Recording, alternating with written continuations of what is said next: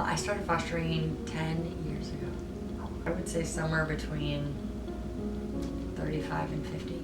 I was adopted, and I was an only child for a long time, and I liked the concept of this big family. I kind of grew up in a time when DCFS was not prevalent, and it probably should have been in my life, but and so I figured I just wanted to be a soft place for these kids to land. I have 13 children. They range from 2 to 28, and then we have one in heaven. We don't actually notice that they're coming from different backgrounds because of their special needs. It's more based around the scheduling and the making sure that we're meeting those medical needs. We don't take in a kiddo that we don't sit down with our older kids and discuss first, because we don't know what foster care is going to bring. We try not to take a child into our home that we could not be a forever home. But we also try not to take kiddos that we can't work with, biological parents and help them, continue in their goal of reunification. I love working with Hoyleton.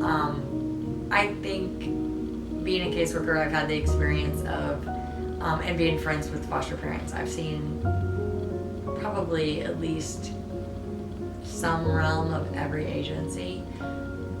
I think if you just look at, different stories, you can find fault in everything. For me, Hoyleton has been above and beyond. They have supported me all the way from being a brand new foster parent. I mean, part of the reason why I went with Hoyleton is because they called me on a Sunday. And I couldn't get other agencies to call me back.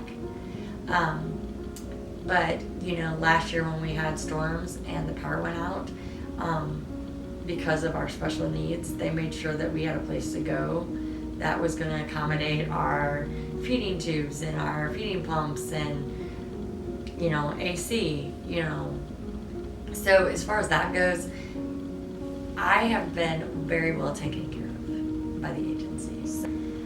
I would say plan your village. Find an organization that will meet the needs that you'll have, that will treat you as a family unit, not just a glorified babysitter, which is sometimes what happens. And I would say have a great support system, make decisions together,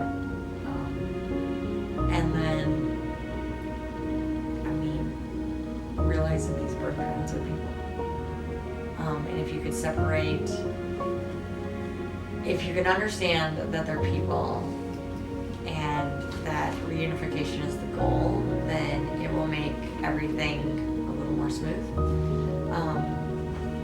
So part of the reason why I friend my birth parents is it works two ways. One, if the kids return home, then I get to transition and I get to become Aunt Amy. And I still get to keep a relationship with kids that I've built. And if it doesn't, then parents are more apt to feel comfortable enough to surrender instead of drag this out.